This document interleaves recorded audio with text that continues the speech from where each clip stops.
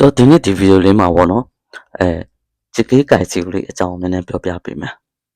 ဒါကအလွတ်ကျက်ထားမှာတော့မဟုတ်ဘူးနားလဲအောင်လုပ်ထားမှာနော်ကျွန်တော်မေးတယ်လို့မျိုးကျွန်တော်ပြောတယ်လို့မျိုးအစင်လိုက်ဖြစ်ချင်မှလည်းဖြစ်မှာနော်အဲ့တော့ပထမဆုံးတစ်ခုကဘာလဲဆိုလို့ရှင်ပေါ့နော်တထေးတို့မန်နေဂျာတို့ဟိုမစ္စတာတို့ပေါ့နော်ဒါတွေကိုဘယ်လိုခေါ်လဲပြောပြမယ်ပထမဆုံးတစ်ခုကတထေးပေါ့နော်တထေးဆိုလို့ရှင်နေဟိုးလို့ဆိုင်နော်မင်္ဂလာပါတထေးနေဟိုးရှင်းစားမစ္စတာမင်္ဂလာပါနော်လူကြီးမင်းမင်္ဂလာပါနေဟိုးကင်းလေနော်သူကမန်နေဂျာပြူးနေပြူးမှာပဲအဲ့တော့နေဟိုးကင်းလေမန်နေဂျာမင်္ဂလာပါလို့ပြောပါနော်နောက်တစ်ခုကတော့ကိုအရင်မိတ်ဆက်ပေးရမယ်ပေါ့နော်ဒါကလည်းသူတို့အခွင့်အရေးပေးမှာအခွင့်မပေးတဲ့နေရာတွေကများပါတယ်အဲ့တော့ဘယ်လိုမိတ်ဆက်မလဲဆိုရင်ငေါ်ဟိုင်မောင်မောင်ငါကမောင်မောင်ဖြစ်ပါတယ်ဒါမှမဟုတ်ရင်ငေါ်ကဲမြန်ဟိုင်မောင်မောင်ငါ့ရဲ့နာမည်ကတော့မောင်မောင်ဖြစ်ပါတယ်နှစ်မျိုးတဲ့တစ်မျိုးကြိုက်တာပြောမယ်နောက်ပြီးသွားလို့ရှင်နောက်တစ်ခုဘာပြောမလဲဆိုလို့ရှင်ငါအခု25နှစ်ရှိပါပြီငေါ်ရီကာရောင်စေပြောလို့ရတယ်လို့ငေါ်ကမ်းနေရောင်တော့ငါဒီနှစ်25နှစ်ပြည့်မှာပါနှစ်မျိုးတဲ့တစ်မျိုးပဲကြိုက်တာပြောမယ်နော်ပြောလို့ရှင်ဘာပြောမလဲဆိုလို့ရှင်ငါကမြန်မာပါနော်ငေါ်ဟိုင်မင်းတင်ညာငါကမြန်မာပါမြန်မာလိုမျိုးပါဆိုတဲ့အတိတ်ပဲနော်ပြီးလို့ရှင်ကိုအိမ်အောင်ရှိလားမရှိဘူးလားဆိုတာကိုမိတ်ဆက်ပေးရမယ်နော်ငေါ်မေကစ်ဖာငါလက်မထပ်ရသေးဘူးအကယ်၍နော်လက်ထပ်ပြီးသွားပြီဆိုလို့ရှင်ပေါ့နော်ငေါ်ကစ်ကြောဖာငါလက်ထပ်ပြီးသွားပြီဆိုပြီးတော့အဲ့လိုမျိုးဖြေရမယ်ပေါ့နော်ပြီးလို့ရှင်နောက်တစ်ခုကကိုယ့်ရဲ့ခန္ဓာကိုယ်အလေးချိန်နဲ့အရက်အမောင်းကိုမိတ်ဆက်ပေးရမယ်နော်ဒီနေရာမှာတော့ကျွန်တော်ရဲ့အရက်မောင်းနဲ့ခန္ဓာကိုယ်ပဲထည့်လိုက်မယ်နော်ကိုယ့်ဘက်တာကိုပြောင်းပြီးထည့်မယ်我嘅身體係我嘅ခန္ဓာကိုယ်ကတော့ပေါ့နော်165 cm 高同埋ဆိုတာ同埋ဆိုတဲ့အဓိပ္ပာယ်နှစ်အတူပေါ့နော်60လောက် kg 重86 kg အလေးချိန်ရှိပါတယ်ဆိုတဲ့အဓိပ္ပာယ်ကိုပြောတာပေါ့နော်ပြောလို့ရှိရင်ပေါ့နော်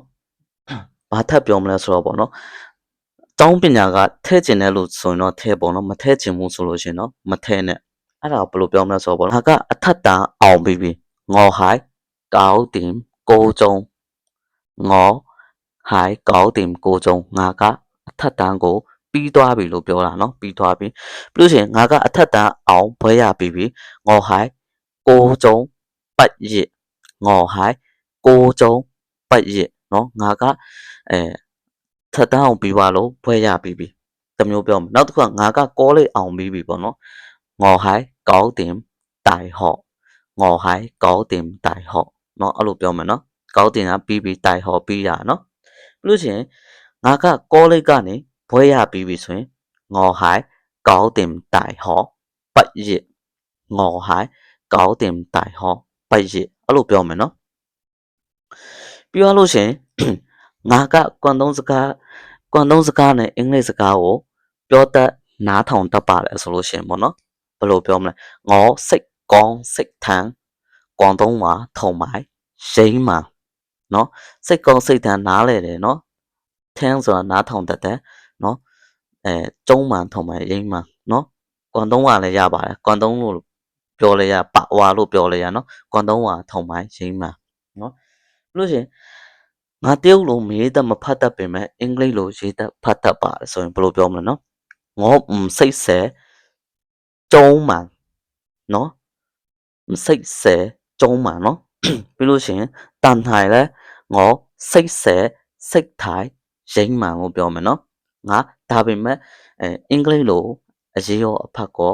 ရပါတယ်ဆိုတဲ့အဓိပ္ပာယ်နော်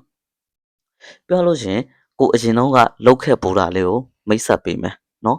အဲ့ဒါကပါလဲဆိုငါအရင်ကမြန်မာပြည်မှာစပွဲထိုးနဲ့တန့်ရှင်းရေးကို2နှစ်ကျော်လောက်ခဲ့ပူပါတယ်ဆိုရင်ဘယ်လိုပြောမလဲနော်我以前做過緬甸嗰度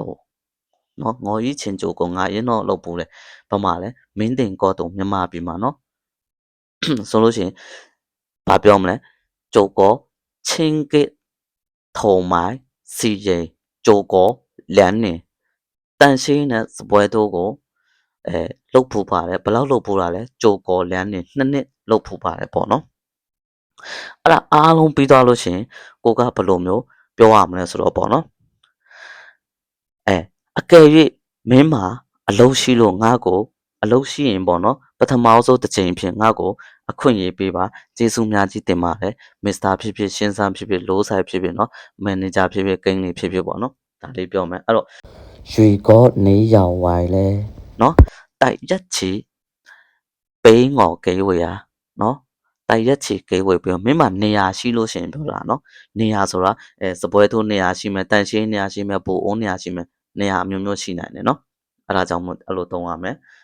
တိုက်ရက်ချီကိဝေပြီးငေါ်ငါ့ကိုအခွင့်အရေးတစ်ချိန်လောက်ပထမဆုံးတစ်ချိန်ပေါ့နော်တိုက်ရက်ချီဆိုပိန်းငေါ်ငါ့ကိုအခွင့်အရေးပေးပါနော်မကွိုင်းဆိုင်ရှင်းစား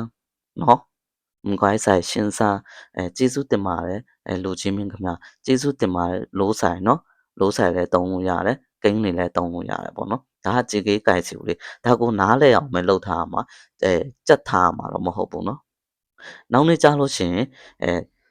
တထေးကကိုယ်မေးမဲ့မေးခွန်းလေးတွေကိုလည်းကျွန်တော်ဒီလိုမျိုးဗီဒီယိုလေးနဲ့ပြန်ပြီးတော့ထပ်ပြီးတော့လုပ်ပေးအောင်မယ်နော်ဗီဒီယိုအဆုံးထိကြည့်ပြီးတဲ့အတွက်ကြောင့်လည်းကျေးဇူးတင်ပါတယ်